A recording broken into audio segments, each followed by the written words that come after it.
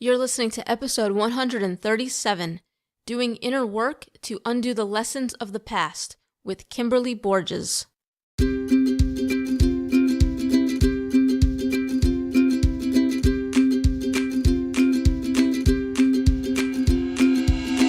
Welcome to the Grass Gets Greener podcast, the show for survivors by survivors. I'm your host, Melissa Wilson, a bullying survivor and anti-bullying advocate. And each week you'll hear from a survivor who has overcome a traumatic experience to go on to not only survive, but thrive, so that you can too, starting now.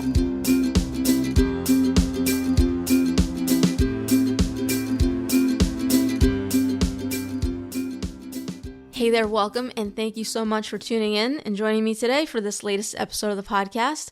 We're going to be joined by Kimberly Borges of KimberlyBorges.com. Before we get into it, I do just want to mention that this episode is sponsored by Navni. Navni is the top-ranked anonymous writing website in the world. Navni provides free wellness resources and low-cost online therapy services to help people cope with various levels of emotional distress. Write anonymously, feel better at novni.com. So Kimberly joins us today to talk about how she's gone from being a homeless teen runaway to a successful, purpose-driven entrepreneur. In particular, she's going to talk about how she had an authoritarian stepfather who controlled everything she did growing up, and how she was held back from engaging with others her age, and how she became rebellious and ended up running away from home for 3 months, how she was sentenced to a juvenile facility as a means of punishment, and how she struggled to form relationships as an adult, especially friendships with girls, as a result of how she was raised. She'll also talk about the role that therapy played in the beginning of her healing journey, and the 2 books that sparked her personal development journey, and the other practices she's used in her healing. And we'll talk about much more as well. So hope you're excited to hear from Kimberly today. And so without further ado, we're going to go ahead and get into this one, and I'll go bring Kimberly on.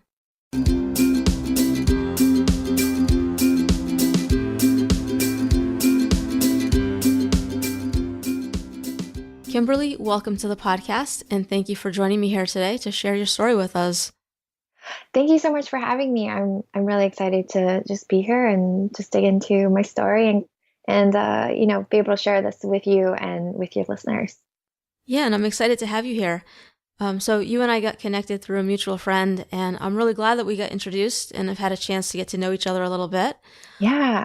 Yeah. And I find your story and the journey that you've been on to get to where you are today to be really inspiring. And I think the listeners will as well. And I think you and I are similar in that, we're using our past to help others and want to make a difference in this world. Mm-hmm. And I love your mission, which is to empower women to tell their stories, find their moxie, and to stand in their truth. And through this journey, launch a business that encompasses their heart's true passion. So what I like to do here, Kimberly, is to start with what you've experienced growing up and how that affected you, so that we have that context. And then we'll get into where you're at now and the work you do. Does that sound good to you? Yeah, sounds great. Yeah. So, just kind of give us a summary of what you'd like us to know about what you experienced. Yeah, sure. So I grew up in Hawaii, on the island of Oahu. I have 2 older sisters. They are both half sisters. So the oldest of my sisters is a half sister from my biological father. So we have different moms. And then I have my next oldest sister. We have the same mom, but we have different dads. And so I did not grow up with the eldest of my sisters. She lived in her mother's household, and I grew up with the other of my sisters. And so, my mom was married to my biological father for the first few years of my life. And then he left and he was remarried. And then my mom got remarried when I was about 5.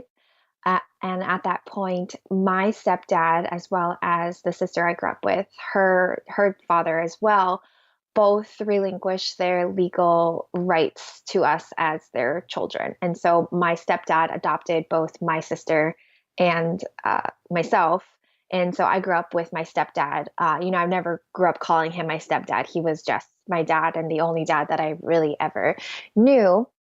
And so, yeah, so my mom was remarried. We became, a little family. We moved to the suburbs and, you know, went on with life.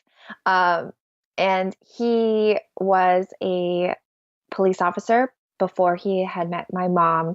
He had retired and he worked while he was in my life as in the, still in kind of that same world. So he was a prosecutor for he was an investigator for the prosecutor's office.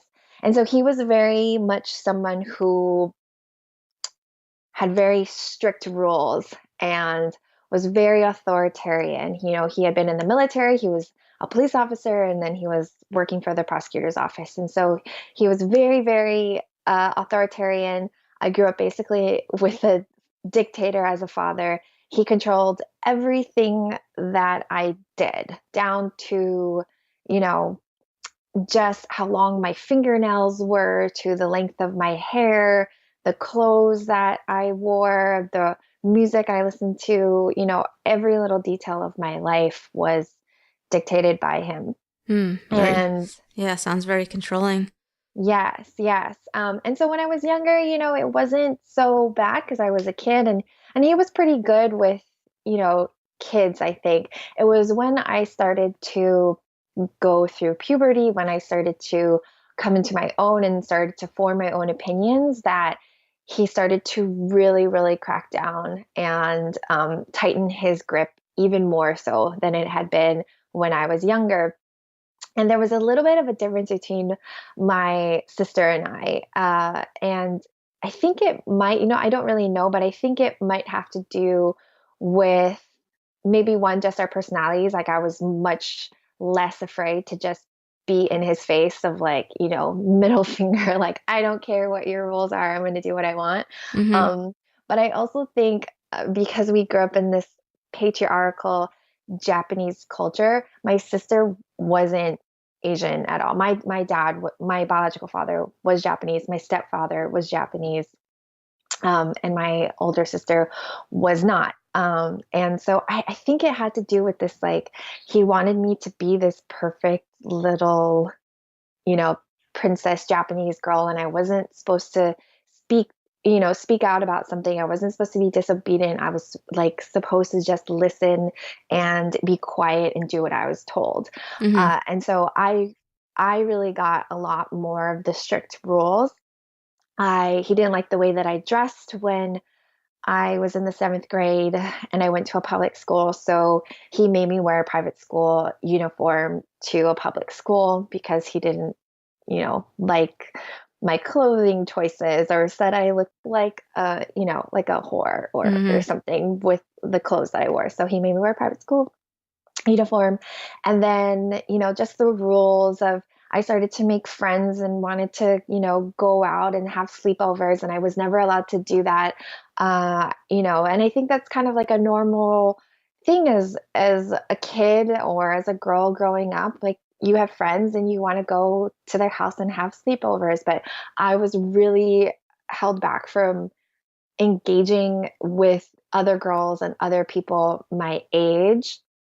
And I was really kept in this box because he was afraid that, or this is what he said, was that, he didn't trust the parents of these kids because they might be pedophiles, or somebody might, kidnap me or something. So I was never allowed to really go out and be social, which didn't help because I was already so shy and so awkward, and I didn't have that socializing. And so I didn't know how to talk to kids my age because I wasn't allowed to hang out with kids my age. I was always around adults. Like, I was never allowed to just be a kid. And so I can relate to that so much.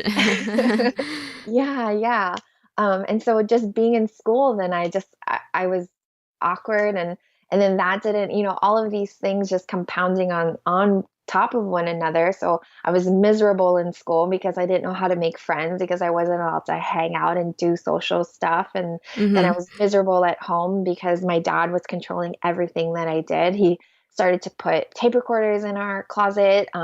He put a wire tap on our phone to make sure that we, back in the days of the landline, so that we wouldn't talk on the phone when he wasn't there, because he had this rule about, we couldn't talk to our friends. Like it was just like a really, really strange and twisted, controlling childhood to grow up in.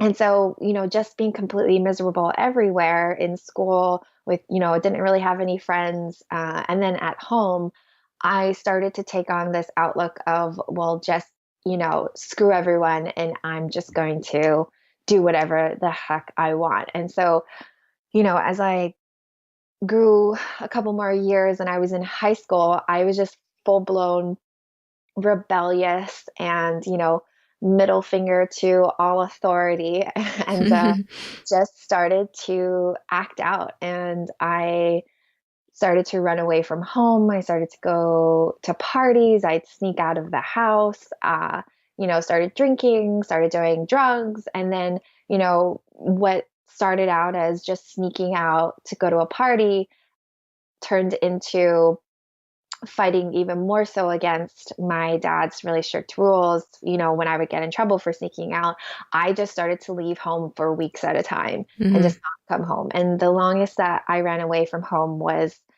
3 months between my junior and senior year. I just left and I never came back until my senior year started. Where did you go? I was, in a lot of precarious situations with different friends who probably didn't have the best home life. So their parents didn't care that I was there. I was 16 at that time, 15 or 16 at that time. And so I, knew I was like hanging out with older guys. And by older, I mean like they were 18 or 19 and, had their own apartments and was just, I don't think I like had one place to stay at and just kind of like figured it out as I went. Anything was better than being at home, right? And yeah, or at least that's what I was telling myself. And so, throughout, before that happened, through my junior year, I was, periodically, sporadically running away from home and then coming back, the next week and going back to school. But my parents were really tightening their grip on me. And so would have me arrested every time I ran away from home. And so I was being thrown in and out of short-term juvenile facilities, going to court ordered to go to therapy with my parents and just by myself. And so the last time that I ran away between my junior and senior year, when I came back, I was sent to a long-term juvenile facility and I was sentenced until I was 18, which quite honestly was the sentencing didn't fit my record. So I was sent to a long-term facility that were where gang members or people who had violent, kids, teenagers that had violent records. I was just a runaway. Like I just didn't go home. Like it wasn't like I was stealing cars or in a gang or beating people up. And that was really because my dad wanted to punish me. And so he asked the judge and my probation officer to give me the harshest punishment possible. And so I was in there with people that, I grew up in the suburbs. Like I wasn't hardened, I wasn't from the hood or anything. And I spent 3 months, I was sentenced until I was 18, but I spent 3 months in there. And I was really, really fortunate to be selected for a therapy program. I was located on another island in Hawaii. And so, very, very blessed and fortunate to be picked for that. And, because everyone around me, like all of the adults in that facility as well, they knew that I didn't belong there. It was very, very odd that somebody with my record was placed in that facility. And so I find that interesting, like how, your dad was so kind of, overprotective of you, and yet he'd want you to be in that type of environment with people like that who could, be a bad influence on you. Yeah. And that I think goes to show that it wasn't so much as he was trying to protect me as much as he was just trying to control me. Mm-hmm. And I think that that definitely shows in that decision. Um, but yeah, to make this long story short, so I went to this behavioral therapy program, which had a lot of therapy, was a group coaching kind of a environment. I graduated from high school, and this while my senior year was going on, my dad ended up having a mental break, and it became known that he had bipolar disorder, OCD, and was manic. And so, throughout my entire life, with my dad being there, I was speaking up to the two other adults in my life and saying, complaining in the way that a kid would, of like, these rules are so strict and I don't like this. But nobody believed me. And everyone kind of just said, well, that's just the way that it is. And he's your dad. And kind of implying that I was just a bad kid and I was just being disobedient. And if I would just listen to the rules, then, I wouldn't suffer as much. And I was just like, as a kid, I just had this voice inside of me that was like, I just don't believe this. Like, this can't actually be normal, right? But everyone around me was saying, this is normal and you're just the disobedient one. You're just the kid that's acting out and being rebellious and doing the wrong thing. And so maybe you just need to be different, or, listen more and not want different things and not speak up about your needs and your wants. And so I just had this like conflicting thing. And so when it finally came out that he was bipolar, that he had OCD, I mean, he used to make us do really, really weird things with like his OCD that I was like, this is odd, every time we left the house, we had to go through the entire house and check every window and make sure it was closed, like at least 3 times before he was satisfied that the windows were closed. He used to make me stand at our oven, at our stove, and say out loud, and while I'm pointing at each knob to make sure that the stove and the oven were turned off, he used to make me stand there and say off, off, off, off while I pointed at each knob. And I had to do that for a few minutes so he was satisfied that the oven and stove were actually turned off. And I was like, this is weird. Like, does Oh, anyone else interesting. Yeah, think that I've not weird? heard of that before, where someone who has OCD is kind of, making someone else go through those behaviors. Yeah, yeah. And so it finally came to light, and then the rest of the adults in my life and family members are like, "Oh, okay. It makes sense now why Kimberly was rebelling and why she was acting out." And I was just like, "Yeah, you guys, it's not normal to put tape recorders in someone's closet, and it's not normal to put a tap on the phone. Like, these are not normal things." Right. Um, yeah, so that's definitely the thing, I think, that the experiences that molded me and I have taken throughout my life and have done a lot of inner work to unlearn the lessons that I was taught about who I was and what was expected of me, but also using those experiences to help other people and to use that as fuel for good, rather than just like denying those experiences as well, of like, well, that was just something really crappy that happened in my childhood and I never want to think about it again. Mm-hmm. I've been able to peel back the layers and unpack it, and it taught, like, those experiences taught me a lot about humanity, about compassion, about just the way that we can learn to love each other more. So I am actually at a place in my life now where I can be grateful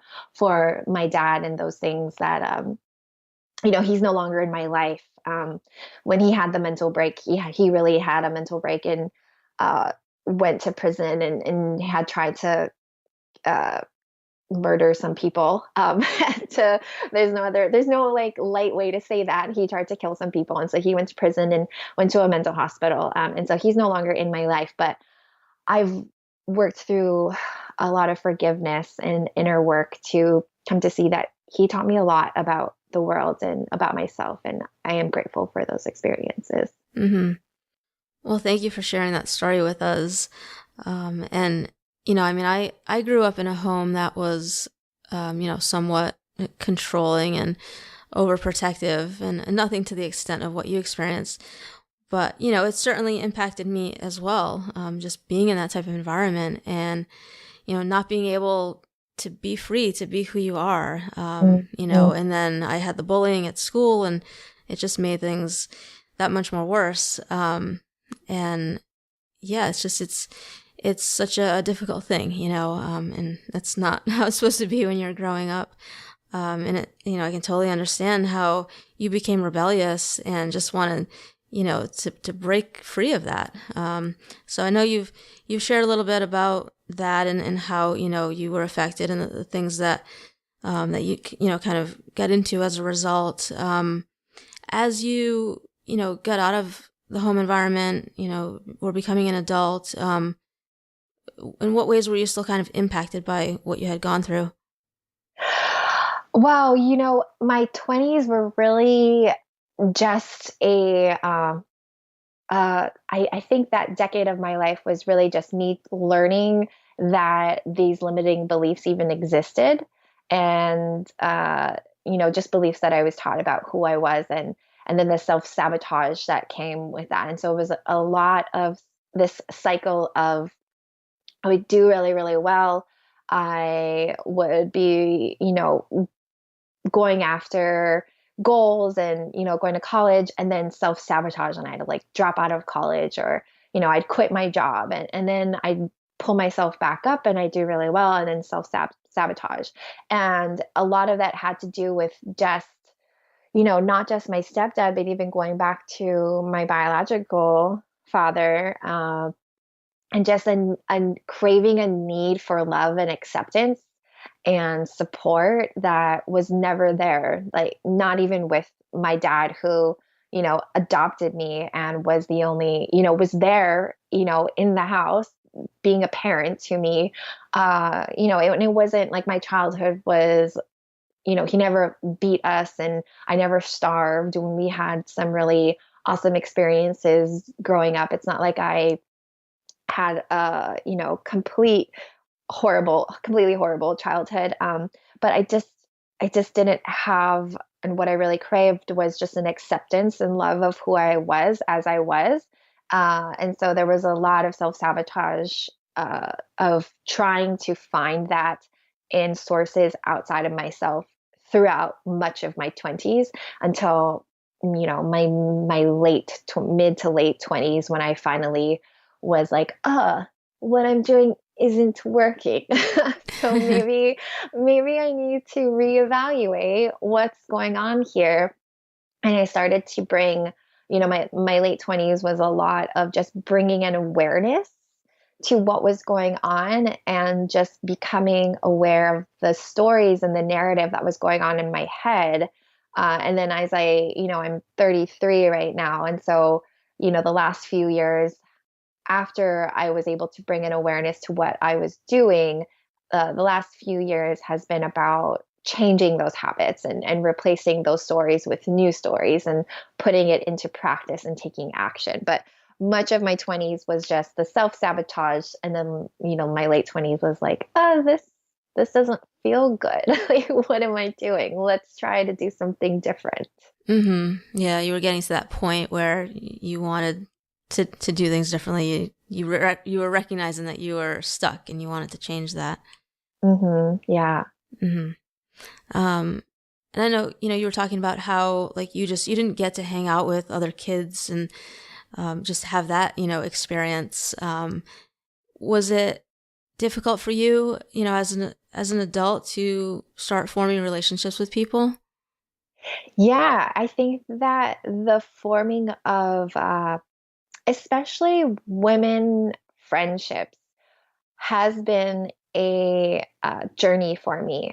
When I think back to when my dad started to get really strict with me, make me wear, the private school uniform, seventh and eighth grade was when I was just kind of coming into myself and finding a voice, and finding that for the first time I like had that desire to be popular and to have lots of girlfriends, where in, elementary school, I, before that, I just never really had that desire. And seventh grade, I was like, I want to be a cool kid, like I want to have all the, like, hang out with the cool girls. And never happened. I was, just awkward and so shy. And girls were just not that nice to me.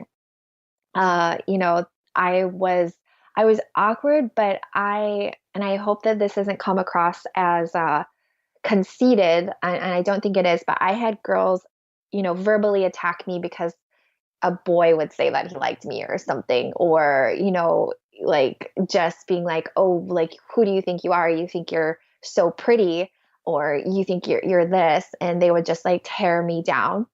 And so I gravitated a lot towards being in friendships with guys. Like, they made more sense to me. I didn't understand the language of girls. I didn't know, and I was around my dad a lot, and he was a guy. And so I understood the way that men spoke and guys communicated. And the girl world was just like, I was like, this is complicated. I don't know what's going on here. Like, they're saying one thing, but I think they mean a different thing. And this is like too much. I'd rather not deal with that. So much of my life, I gravitated towards friendships with guys.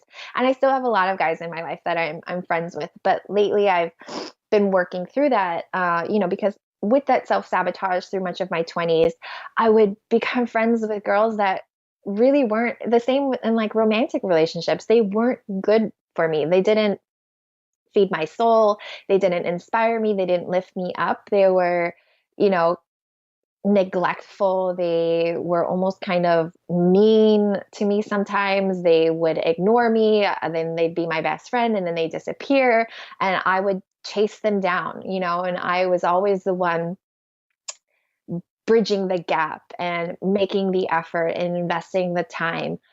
And then those friends would fall away, and then I'd find new friends that were girls that would do the same thing. And I just kind of kept just one or two of those girlfriend relationships where I was trying to be friends with them to a minimum of just a handful of girls. And most of my friends were guys.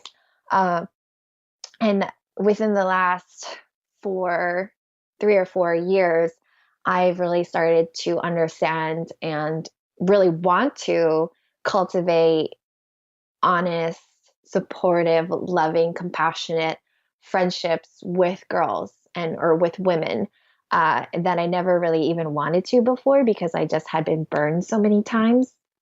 And I must say that coming into my own femininity and my own feminine energy has allowed me to understand the way that these friendships work, and how it can be mutually beneficial to two people, instead of just me being the person that's like, what do you want to do? Do you want to hang out? Do you want to be my friend? How are you? And always being the person to initiate contact. It's amazing, because now I do have friends that, I always just I was like, why can't my friends just call me and ask me how I'm doing? I never had friends that did that. I was always the person calling them and asking them how they were. And at the same time, I realized that I was teaching people that they never had to call me, because I was always the one calling them. And so learning that balance of giving and being available and being open, but while still having boundaries around, what I'm willing to give and what I'm not willing to give, has been a experience and a journey. And sometimes I stumble, but I think I'm finally getting the hang of it.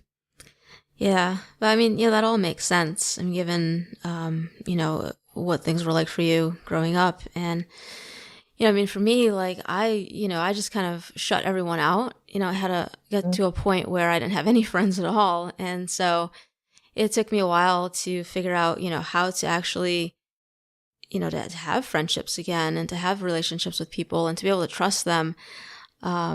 And to know that, like, you can choose who's in your life. You can choose the friends that are going to be good for you. So it's, it's great when we can get to that place where we feel like, we're figuring out, the whole relationship and friendship thing again after, going through that experience growing up. Um, so Kimberly, share with us a little bit more about the things that have helped you, to get to where you are today, and what you started to do once you got to that point where you're like, this isn't working, I need to do something different. Yeah. Um, I'd say the first phase of my healing came a lot from therapy. And so I'm a huge proponent of therapy. Uh, but I soon found that therapy only got me so far. And I had been in therapy. I started going to therapy and seeing a therapist when I was like 5 or 6 years old, when my mom was remarried, and she thought I might need to talk about my feelings because my dad, my biological father, was gone. And so I remember being, talking to a psychologist when I was like 5 or 6 years old. Um, and so therapy has been in my life for a very long time. And I would go and see a therapist on and off in my 20s, and then pretty consistently and heavily in my late 20s, which would be that kind of turning point for me where I was like, something's not working. And, I can spend all of my time blaming all of these people because this person was a narcissist, or this person was mean, or this person was inconsiderate.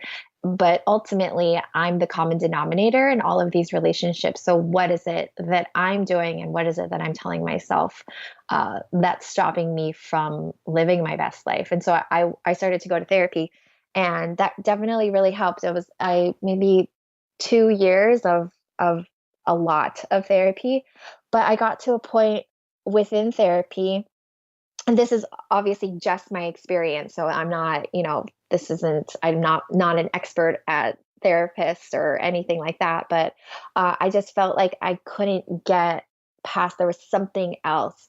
And when I got to that point, what I found that helped me, and I just started to experiment. So I started to bring into my personal practice meditation, EFT, or tapping, as it's known, and a spiritual self-love, connection to a divine source practice is what really got me to the next level and opened me up and just allowed me to give myself a whole lot of grace and love and compassion. Uh, Books were a huge part of my personal development as well. I think the books that are coming to mind right now that kind of just set me off on this path of in the self-help world or the personal development world. Brene Brown is a huge one, and then Neff. Is it Kirsten or Kristen Neff? I can't remember her first name, but Oh, I don't she wrote know. Hmm. she wrote a book on, it's just titled Self-Compassion, and Brene Brown's The Gifts of Imperfection. And I remember, I had just gone through the last the last self-sabotaging kind of thing where my life kind of blew up in my face, and I was sitting on a plane ride coming home from Australia, and I had bought those books like a few months before. Like, I think I already knew that I was searching for something else, but I hadn't really dug into those books yet. And I sat on this plane ride, it's like a 22-hour flight from Australia to Seattle. And I read those books like my life depended on it. And I really think that my life did depend on it. And The Gifts of Imperfection and Self-Compassion are two very similar books about just loving ourselves and just saying, I'm not perfect, and that's totally fine.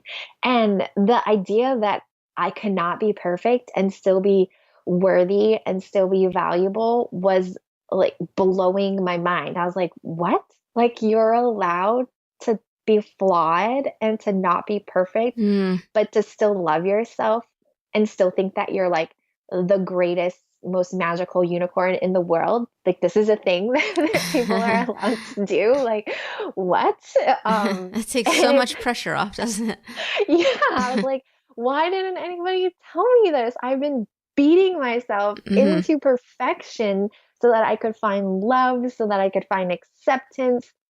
and it wasn't working. And I was like, but I don't have to do that. Like, I always thought I needed to be smarter, I needed to be skinnier, I needed to be more funny, or I needed to just be more knowledgeable. I remember at one point thinking, I don't really know anything about history. And for some reason, I was like, knowing more about history will make me, I could talk to people. I don't even know what I was. I was just like, had this idea that I just needed to be smarter or more educated or something for people to accept me, for me to find love, for me to have friends. And then I read those books and I finished both of those books, on that plane ride. And I was like, I need more. I need what's my next book? What's my next thing? And so that's when meditation had really came in, tapping. I don't even know how I found out about tapping. Maybe it was through a podcast. So then podcasts were a huge thing as well. And in my, personal development journey. And so yeah, my healing really started with therapy was the gateway, and I still strongly suggest therapy, in traditional sense. But for me, it was a practice of self love, meditation, tapping, and personal development that really opened me up and allowed me to have the life that I have now. Mm-hmm. Yeah, that's awesome. I think that, therapy definitely has its place, and it can be, such a helpful resource for someone who is just kind of starting on their journey. And, it was where things began for me as well. Mm-hmm. And then from there, I think it helps you to get to that place where you start, realizing like you can do things to help yourself. You can go on this, this personal development journey and do these other things and kind of, take your power back. And so I think, that's what's really great about it. And it just gives you a place to kind of, to get started, in a safe space to start working on these things. Mm-hmm. And help you to feel more empowered to then get to that place where, you go and do the work that you went and did for yourself. That really, I think, just opens up the doors to what is possible for healing and recovery, Yeah, exactly. And the more that I've dove into the self-help world and the personal development world, I've come now to find out that there's other methods of therapy that, might have been more helpful. I did like the traditional kind of talk therapy. Mm-hmm.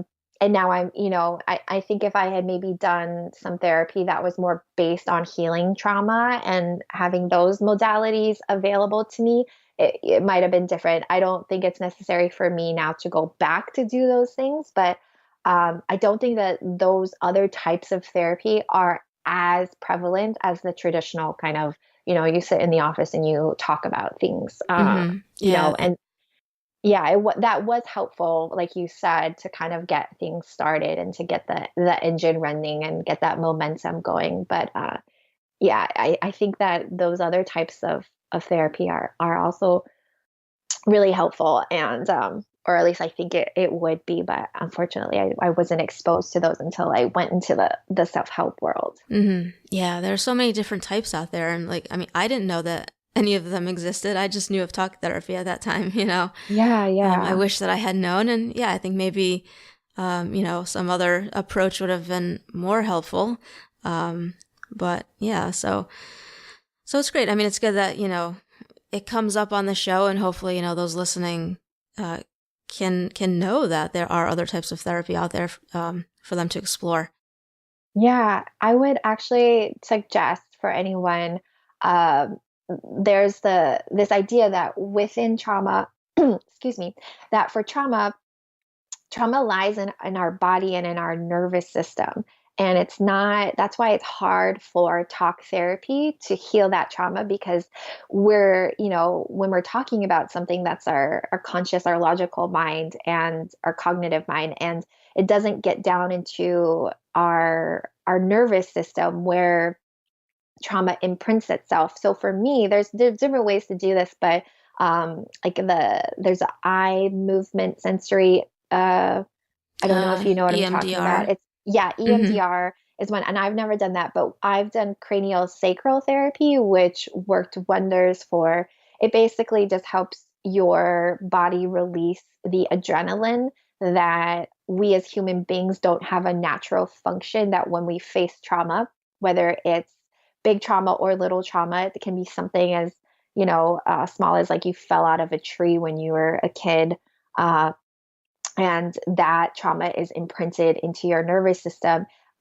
So craniosacral therapy allows your body to simply release and let go and discard the adrenaline that's kind of stuck in your nervous system, which when you see triggers that are similar to the traumatic event, your body, and it's not your mind, it's your body reacts to it. So when you no longer have that adrenaline imprint in your nervous system, your body no longer has the trigger to go into fight or flight mode.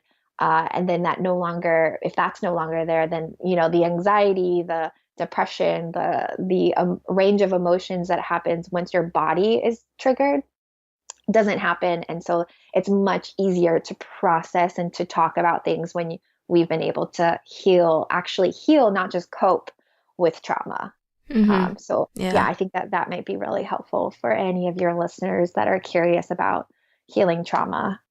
Yeah. No, thank you for bringing that up. And yeah, I think for anyone listening who, is considering therapy, just definitely check out your options. There are definitely, many different types out there that you can explore, and see which one might be most helpful for you.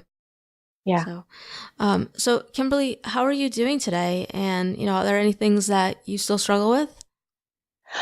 Um, yeah, I mean, it's not like healing is not so much a destination as it's an ongoing journey, but things definitely open up, and you're no longer, or at least I'm no longer bogged down daily with, I had anxiety and PTSD and, just was deeply, deeply unhappy.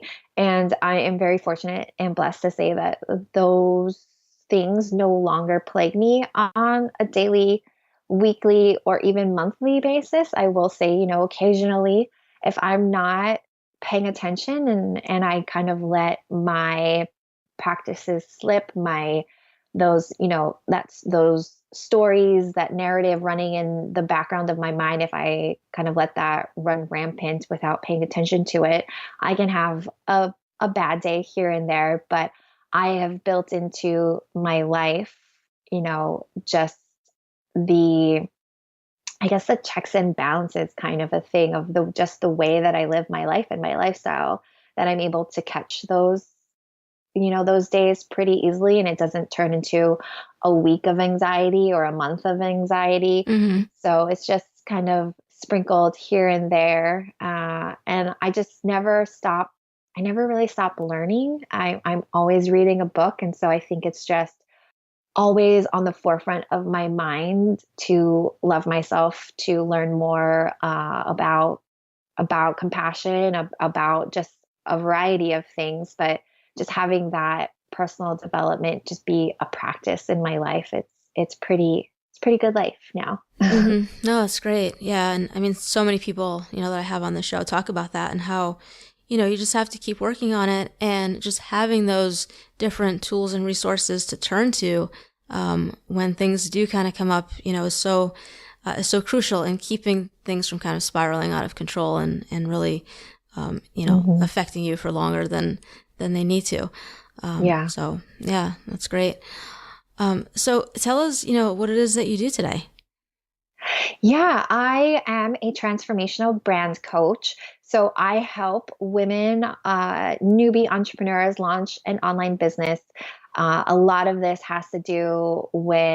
work has to do with not just strategy of, how to do email marketing, but the fears that come up with launching a business and being an entrepreneur and putting yourself out there. A lot of these lessons that I teach and coach on come from my life experience and come from those things that I've been through and have been able to come out on the other side of it. So I work a lot with women that have similar experiences to me, and want to use their experiences to do good and to help other women, whether it's, they had an eating disorder, and they want to teach women how to intuitively eat and love their bodies, or, find health and, freedom through their health and things like that. So I work with a lot of women that have big missions in the world, and I help them launch their businesses. So yeah, that's what I do. I live in Seattle, Washington. I hang out and cuddle my dog a lot. Oh, what kind of dog? I don't know what her breed is. I found her or got her. I lived in Greece on the island of Santorini for a summer before I moved to Seattle.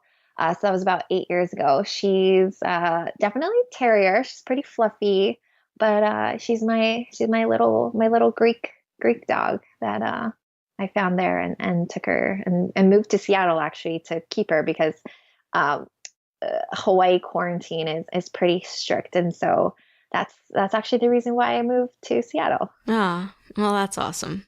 Dogs are the best. Yes. My little Yeah, guy's dog. hanging out with me right now. Oh, cute. Yeah. Yeah. I would also say that part of my healing had a lot to do with Olive and having a Mm, dog and just mm-hmm. having that affection and like a relationship. I don't want to say Yeah. like she's been, a constant in my life for the last 8 years. And, on those days when you're feeling down and having to do that messy inner work, it's really nice to have a cuddly little buddy there. Yeah, definitely. And they show unconditional love, Yeah. the best. Awesome. So I'm going to ask you the final question that I have for you today. Mhm. And that is, given what you know now, if you could go back to when you were going through your tough times and give yourself one piece of advice, what would it be? I would say that in life, contrast. So, what I mean by contrast is we have an idea of the way that we want things to be, or what we want and what we want our life to be like. And sometimes that doesn't always match up with what actually is. And so the contrast between the two. So contrast is inevitable in life. We cannot escape from that. Our life will never be perfect on a continuous basis. So contrast is inevitable, but resistance to that and suffering because of that is a choice. So learning how to, I would definitely give myself the advice to not choose suffering despite the contrast that I see in front of me in my reality, and that I have the choice to feel good in any moment despite what's going on, or even because of what's going on outside of me and my external circumstance. Mm-hmm. Yeah, I love that. I know it doesn't always seem like, we have that choice. Mhm. And it's a difficult one, but it's there and we do have that. So, Kimberly, before I let you go, what is the best way for people to find out more about you, or, how can they connect with you? Yeah, I love Instagram. I hang out on Instagram a lot. So you can find me over there at the Kimberly Borges. If you are a budding entrepreneur by chance and want to get to know me more, I've got a Facebook group called So She Did. So we talk a lot about self-love and as it relates to business and getting over limiting beliefs and fears so that we can go out and kick some butt in this world and do some good. So She Did is the Facebook group, and yeah, Instagram. Okay, sounds good. I'll have that linked up on your show notes page for anyone who wants to check it out. And yeah, I just want to thank you for coming on here today and for sharing your story with us. Like I said, I think it's a really inspiring one, and hopefully the listeners have been inspired by it as well, and that's given them some hope for their situation. So thank you for sharing with us today. Oh, thank you so much for having me. This was amazing. Thanks. All right. Well, I hope that you have a great rest of your day. Thank you.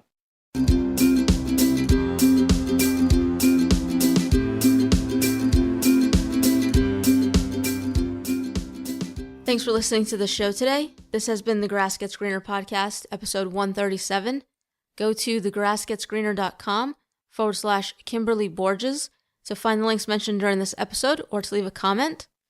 So I hope you've enjoyed this episode with Kimberly, and getting to hear about the work she's done that's helped her in her healing. And of course, the work isn't easy, but it's necessary to heal, and everyone can take steps toward creating the life they want for themselves. All you have to do is pick one thing and start small and focus on building momentum. You'll hear lots of strategies used by my guests. Don't think that you have to try them all. Use them to create your own path to healing. And the important thing is just to pick something, get started, get into action, and not be overwhelmed by all the different options or whether you're doing it right or not. As you go along, you'll get a sense of what's working for you and what isn't, and you can, just adjust as you go and hopefully find the right combination of things that work for you. And come back in 2 weeks for the next episode. And it's that time again. We've reached the end of the 4th year of the show, which still seems strange when I say that, to think that it's been that long now. Anyway, for those of you who don't know, what I do at the end of each year is create a recap episode where I compile all of that year's guest answers to my final question and create an episode that will hopefully be a source of inspiration for you and also give you an opportunity to go back and listen to any of the full episodes. So look for that in 2 weeks. And in the meantime, head over to the website to grab your free copy of the Top 10 Strategies Guide for Survivors. In it, you'll find the top 10 most common strategies my podcast guests have used for overcoming the effects of past trauma. It's a great place to get started if you're looking for some strategies that can help you in your healing, as they have helped my guests, and as we've been talking about here today. And you can find that at thegrassgetsgreener.com/guide, or also on the show notes page. So be sure to grab that if you haven't yet. And lastly, don't forget to head over to iTunes or Stitcher to leave the show a rating and review so that we can reach as many survivors as possible. And, as always, have hope.